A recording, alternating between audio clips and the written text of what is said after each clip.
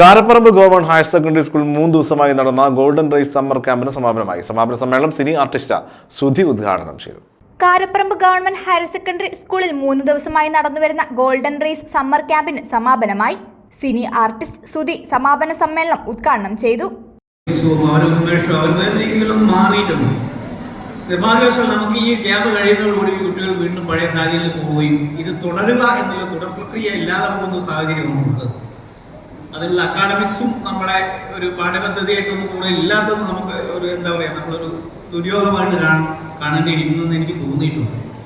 Camp chairman Haneefa Haji ചടങ്ങിൽ അധ്യക്ഷത വഹിച്ചു.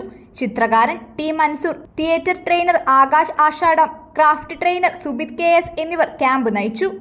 Head mistress Jeeja K, Kozhikode ജില്ലാ വിദ്യാഭ്യാസ officer Shadiya Banu P, Faisal and Shabana foundation അംഗം Roshan John, camp director Namitha, SMC chairman Jereesh, mother PTA president CG KS എന്നിവർ പങ്കെടുത്തു. Higher secondary principal Manoj KP സ്വാഗതം പറഞ്ഞു. ACV news, Kozhikode.